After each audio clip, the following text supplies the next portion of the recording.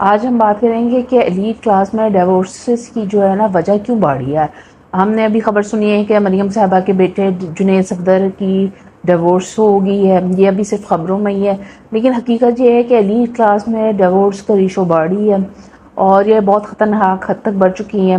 Elite class میں divorce کی وجہ یہ ہے کہ وہ ایک دوسرے کو ٹائم نہیں دے پاتے ہیں، زیادہ تر اپنی ہی سوشل سرکل میں بزی ہوتے ہیں، اور چونکہ وہ اپنی سوشل لائف انجوائے کر رہے ہوتے ہیں تو ان کے لیے زندگی میں جو چینج آتا ہے اس کو ایکسیپٹ کرنا اور اس کے مطابق اپنی زندگی کو گزارنا جو ہے نا بہت مشکل ہو جاتا ہے، جس کی وجہ سے لائف سٹائل نہ چینج کرنے کی وجہ سے میجر جو ہے نا ڈیورس کی وجہ بنتی ہے.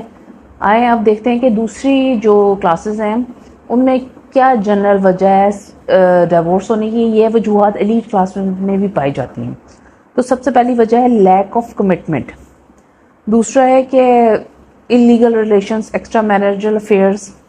تیسرا ہے کہ ٹو مچ کانفلکٹ ہوتا ہے، یعنی بہت زیادہ آپس میں جھگڑے کرتے ہیں اور بہت زیادہ آرگیو کرتے ہیں. پانچواں جو ہوگا پھر کہہ رہے ہیں فائنینشیل پرابلمز ہوتی ہیں، یعنی کہ دونوں کی مالی اتنی ضروریات نہیں پوری ہو رہی تھی، ایک پارٹنر سفر کر رہا ہوتا ہے یا گھر کے خرچے پورے نہیں ہو رہے ہوتے. پھر آتی ہے سبسٹینسو ابیوز، یعنی کہ ابیوز کیا جاتا ہے ایک دوسرے کو، چھوٹی چھوٹی باتوں پر برا کہا جاتا ہے جس سے پارٹنر جو ہے مائنڈ کرتا ہے. ڈومیسٹک وائلنس ایک بہت بڑی وجہ ہے جس کی وجہ سے ڈیورسز ہو رہی ہیں. اب آپ اگر عورت پہ ہاتھ اٹھاؤ گے تو یقیناً اس کو تکلیف بھی ہوگی، فزیکل بھی اور ایموشنل بھی، اور وہ پھر ڈسٹرب ہونے کی وجہ سے اور ڈپریشن کا شکار ہو جائے گی، جس کی وجہ سے ڈیورس ہونے کے چانسز بڑھ جاتے ہیں.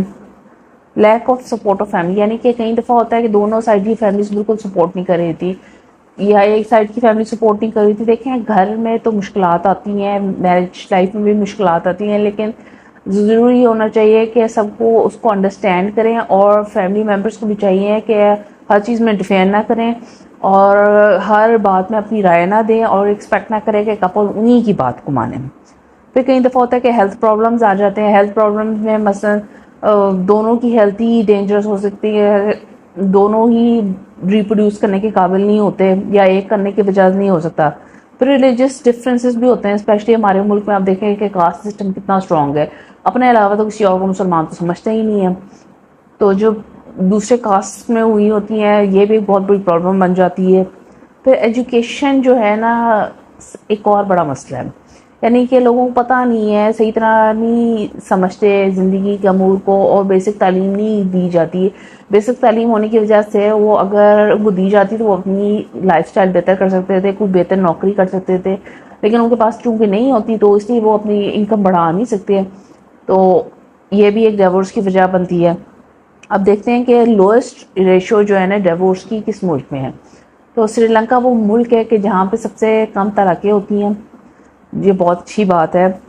اور جو سب سے ہائیسٹ ڈیورس ریشو جو ہے نا وہ مالدیوز میں، حالانکہ Maldives destination point for the tourism بہت اچھا ہے. اب آئیں دیکھتے ہیں کون سی دو کنٹریز ہیں جہاں پہ ڈیورس جو ہے نا انلیگل ہے.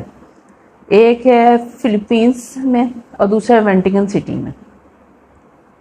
تو مجھے امید ہے کہ ڈیورس کی ریشو جو اتنی زیادہ بڑھ رہی ہے اس کا کوئی حل نکلے گا اور انسان کو اپنی زندگی انجوائے کرنے کا موقع ملے گا. لیکن کچھ حالات ایسے ہو سکتے ہیں کہ جہاں پہ کپل اکٹھے زندگی نہیں کر گزار سکتا لیکن پھر بھی ان کو ڈیورس ہو جاتی ہے، لیکن اس کا برا اثر بچوں پر بھی ہوتا ہے.